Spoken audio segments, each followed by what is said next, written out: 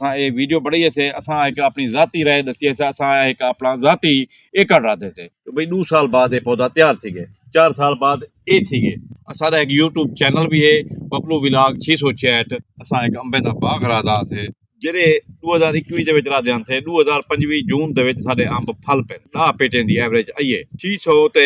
40 पेटी असाकू एवरेज आई है 6,40,000 रुपया पड़ते 1000 पेटी का कम से कम असाकू 10 लाख रुपया वसूल थी वे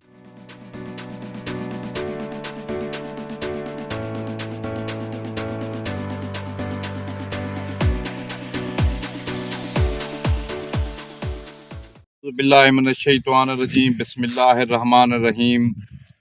तमाम नाजरीन साडे फिरा जिम्मेदार इलाके वाले को एक चीज़ लिखे दे प्यूं असां एक अंबे का बाग रादा थे जरा कम से कम एकड़ दे विच ध्यान से 8 लाइन ध्यान से भी इहदे विच 8 बूथे एक लाइन दे विच राधे वजन 64 बूथा राधा से असां एक एकड़ दे विच तो लोग माहिरीन अखेंदन जो भाई ज्यादा होना चाहिए असां तजर्बे के तौर पर 64 बूथा राधा से जो भाई ये देखूं एवरेज क्या है 2021 दे विच असां राधियां से 64 बूथे कुछ नागे भी थी गए हैं सुक गए हैं नागे हुण जेरे साडे घट थी गए असां हुण इंशाअल्लाह ताला मौसम आ गई है रहेसूं जेरे 2021 दे विच राधियां से 2025 जून दे विच साडे अंब फल पे पिछले साल ही फल पे थोड़े थोड़े फले हैं लेकिन ही दे विच एवरेज ज्यादा आई है ही साल 2025 दे विच कम से कम 12 पेटी 15 पेटी कुतले 8 पेटी कुछ 6 पेटी असां एवरेज ॾिठी थे कम से कम 10 पेटियों की एवरेज आई है जुड़े 64 बूथा असां राधे थे कम से कम तो उनके विच 10 पेटी फी दे पौधे कम से कम आहिनि 600 ते 40 पेटी असाकू एवरेज आई है 640 पेटी का मकसद ये जो भाई कम से कम घटो घट 1000 रुपये पेटी रहीम खां ज़िले दे विच मंडी दे विच विकदी पई है रूटीन दे विच उएं तो बारले शहरों दे विच लाहौर इस्लामाबाद दे विच 1500 1600 विकदी पई है लेकिन सारे एरिए दे विच सारे ज़िला रहीम खां दे विच कम से कम 1000 रुपये पेटी विकी है कम से कम अगर 640 पेटी भी सारी निकलती है तो पैसे बड़ा गिनो जो कितने पड़ते हैं 6,40,000 रुपया पड़ते हैं हूँ तो लोग आखन पै गए माहरीन भी आखन पै गए जो कम से कम 100 पौधा होना चाहिए 100 पौधे का मकसद है जो कम से कम 10 पेटी भी आवे 4 साल बाद तैयार थी वेंदे पौधा तो कम से कम 10 लाख रुपया वसूल थी 1000 रुपये के हिसाब नाल विके था 10 लाख रुपया वसूल थी वे क्योंकि हुण महंगाई थी गई साडी फसल कमान थी वने या कणक थी वने या फुटा थी वने तो साकू 10 लाख रुपया 2 साल दे विच या साल दे विच वसूल नहीं थींदा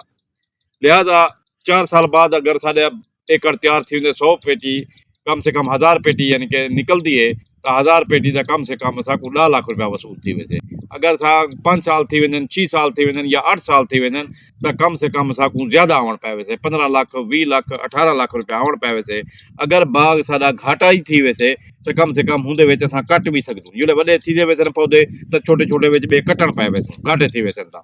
हुण साडे बुजुर्ग पहले बुजुर्ग साडे आखिंदे हैं जो बाबा ना ना 25 पौधे असां रहेसूं जो साडे घाटे थी वैसे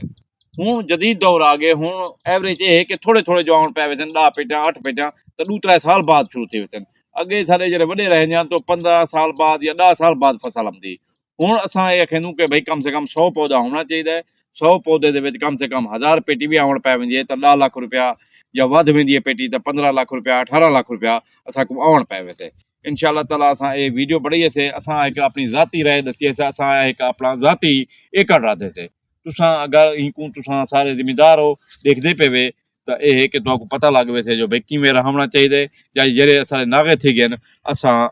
उनको भी रहेसूं उनका तरीका कार ही तो दसेसूं किमें रहेंदे पियूं किमें करते पियूं ये कुछ नागे सारे थे 2 साल दे विच